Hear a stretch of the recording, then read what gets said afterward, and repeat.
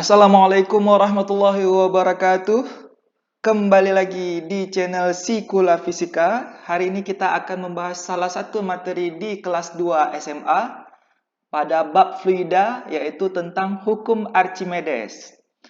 Nah, langsung saja kalian sudah melihat gambar 1 dan gambar 2 di tampilan layar kalian. Ini maksudnya bukan dua buah benda ya, tapi ini satu benda yang sama.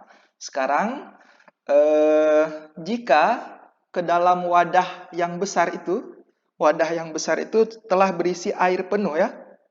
Nah, sekarang jika ke dalam wadah itu kita celupkan sebuah benda ya, kita celupkan ke sebuah benda ya, katakanlah batu atau apapun itu, maka apa yang terjadi pada permukaan airnya ya, logikanya permukaan airnya bakalan naik ya kan. Nah, karena permukaannya sudah penuh sejak awal, maka airnya bakalan tumpah ya. Oke, kita gambarkan ilustrasinya pada gambar yang kedua ya. Nah, di gambar kedua bendanya sudah masuk ke dalam fluida ya, ke dalam fluida, maka airnya ada yang tumpah ya. Nah, yang tumpahnya itu ditampung di wadah yang kecil ini, oke? Nah, hukum Archimedes membahas tentang benda yang tercelup ya. Nah, sebenarnya benda yang tercelup itu akan mengalami apa? Oke. Nah, jika kita berenang misalnya ya, mencelupkan diri ke dalam air, pasti kita akan merasa tubuh kita itu eh, terasa lebih ringan ya. Artinya kita tidak jatuh ya, tidak seperti di tempat biasa kan, kalau kita rebahkan diri maka kita akan terjatuh gitu kan. Nah, kalau di air ya atau di fluida ya bahasa umumnya, maka kita tidak jatuh gitu ya, atau kita bisa mengambang. Artinya apa? Yang buat kita jatuh itu kan sebenarnya gaya berat ya, gaya berat. Nah, kenapa kita tidak jatuh di dalam air? Berarti ada gaya lain yang meimbangi gaya berat kita ya, ke arah atas ya. Nah, siapa yang lakukan gaya itu? Nah, gaya itulah yang dilakukan oleh fluida atau air ya. Gaya itu nanti disebut dengan gaya apung. Oke. Jadi Archimedes bilang setiap benda yang tercelup ke dalam fluida, dalam sebuah fluida ya, akan mengalami gaya tolak ke atas ya, gaya tolak ke atas. Nah, gaya tolak ke atas inilah nanti yang kita sebut sebagai gaya apung ya. Nah, jadi benda ini akan mengalami gaya tolak ke arah atas, disebut dengan gaya apung. Kita lambangkan dengan FA. Ya, yang besarnya ya, kata Archimedes, yang besarnya sama dengan berat fluida yang dipindahkan. Yang ditumpahkan. Oke, jadi gaya apung itu akan sama dengan berat fluida yang tumpah ini ya. Berat fluida yang tumpah kita lambangkan dengan WFT ya. Sehingga kita bisa buat persamaannya, gaya apung sama dengan berat fluida yang tumpah ya. Kalau kita turunkan maka jadinya gaya apung sama dengan gaya berat rumusnya M dikalikan dengan G. Masanya tentunya massa fluida yang tumpah ya. Oke, kita sudah pernah belajar bahwa massa jenis itu dirumuskan dengan M per V. Sehingga dari rumus ini, M akan sama dengan Rho kali V ya. Nah, M sama dengan Rho kali V kita substitusikan ke pembahasannya ya. Substitusikan ke turunan gaya apungnya, sehingga kita dapatkan gaya apung sama dengan Rho kali V ya, masanya itu jadi Rho kali V dikalikan dengan G. Nah, perhatikan di sini Rho-nya itu adalah Rho fluida ya, sedangkan volumenya adalah volume fluida yang tumpah. Nah, kita lihat di sini ternyata volume fluida yang tumpah ini akan sama dengan volume benda yang tercelup ya. Oke, semana benda yang tercelup sebegitulah volume fluida yang tumpah. Jadi sebenarnya pekerjaan benda yang tercelup ini ya, ketika dia tercelup adalah sebenarnya memindahkan air sebesar diri dia keluar, ya kan? Ya, keluar sehingga dia muat di dalam air tersebut, ya. Ada ruang untuk dia untuk menempati tempat di dalam air tersebut, ya, sehingga ada fluida yang pindah, ya. Nah, besar atau volume fluida yang pindah itu, yang tumpah itu tentunya sama dengan volume benda yang tercelup, ya. Maka kita bisa ganti bahwa volume fluida yang tumpah itu sama dengan volume benda tercelup. Kita tulis VBT. Sehingga gaya apungnya kita bisa buat menjadi rho fluida kali VBT kali dengan G. Oke, nah inilah rumusan gaya apung yang terjadi pada benda yang tercelup dalam sebuah fluida. Oke, kita buat keterangannya. VBT tadi adalah volume benda tercelup. Oke, sedangkan FA adalah gaya apung, ya. Gaya apung atau gaya Archimedes boleh juga, ya. Dan rho F itu maksudnya massa jenis fluida. Nah, persamaan gaya apung ini bakalan kita pakai di soal-soal tentang gaya apung. Oke, sekarang coba perhatikan contoh soalnya.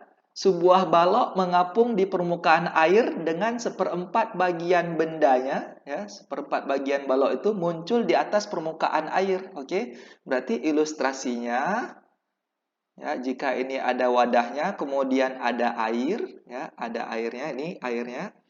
Nah, jadi baloknya itu mengapung di air. Nah, seperti ini. Kalau mengapung pasti ada sebagian benda yang tercelup, ada sebagian benda yang tidak tercelup. Nah, katanya bagian yang tidak tercelup, ya, bagian yang ini yang tidak tercelup itu adalah seperempat dari bendanya, yaitu dari volume benda. Ya. Nah, maka massa jenis balok tersebut adalah yang ditanyakan adalah massa jenis baloknya. Yang ditanyakan adalah rho balok, ya. Kita lambangkan dengan rho B. Nah, bagaimana cara menjawabnya? Tentunya ini tentang gaya apung, ya, karena ada benda tercelup. Nah, sebenarnya kalau tentang gaya, untuk menjawab soal tentang gaya, kita harus pakai hukum Newton. Nah, kalau yang ini karena bendanya diam, lebih tepat kita pakai hukum 1 Newton. Isinya apa? Sigma F sama dengan 0. Apa itu sigma F? Jumlah gaya. Maka langkah awal kita mesti gambarkan gaya-gaya yang terjadi pada benda ini. Nah, karena benda ini punya berat, ya, maka dia punya gaya berat ke arah bawah. Terus, karena dia tercelup ke dalam fluida, maka benda tersebut akan mengalami gaya apung ke arah atas. Oke. Nah, cukup dua gaya itu aja yang bekerja pada benda. Satunya ke atas, satunya ke bawah. Maka ketika kita jumlahkan, satunya positif, satunya negatif, ya. Anggap saja arah atas positif. Berarti positif FA dikurang dengan W ini maksudnya W bendanya, ya. WB kita lambangkan dengan WB itu sama dengan 0, ya. Kita pindahkan berarti FA sama dengan WB. Nah, kita jabarkan tadi rumus FA-nya adalah rho fluida kali volume benda tercelup kali dengan G sama dengan gaya berat rumusnya M kali G. Massa di sini adalah massa benda, oke? Nah, di sini kan belum muncul rho bendanya. Di mana kira-kira bisa muncul rho benda? Oke, tentunya pada massa benda, ya kan? Kita sudah tahu tadi rumus rho sama dengan M per V, sehingga M itu sama dengan rho kali V. Kalau kita mau substitusi massa benda, maka rho-nya jadi rho benda, V-nya jadi V benda. Sehingga kita bisa substitusi rho fluida kali volume benda tercelup kali G sama dengan rho benda kali volume benda kali G. Oke. Nah, G-nya kita bisa eliminasi, oke? Nah, kemudian kita tahu di sini fluidanya adalah air, ya. Fluidanya adalah air. Massa jenis air itu sudah tetapan, ya. massa jenis air nilainya 1000 kg per meter pangkat 3. Nah, sehingga kita bisa ganti rho fluidanya dengan rho air, yaitu 1000 dikalikan dengan volume benda tercelup. Nah, perhatikan di sini bagian tercelup adalah bagian yang bawah ya. Jika yang muncul di atas permukaan adalah 1/4, maka bagian tercelup, volume benda tercelupnya sama dengan sisanya, yaitu 3/4 volume bendanya ya.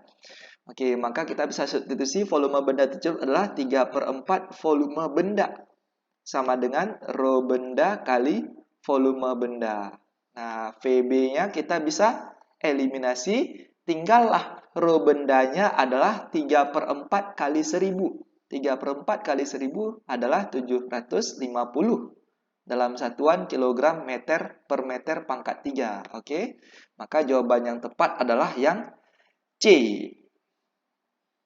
Oke, baik, kita lihat soal satu lagi, yaitu sebuah balok bermassa 2 kg diikat pada dua pegas yang terhubung dengan dasar wadah yang berisi air seperti yang ditunjukkan pada gambar. Nah, diingatkan kembali, rho air itu sama dengan 1000 ya. Ini sudah merupakan nilai tetapan, kilogram per meter pangkat 3.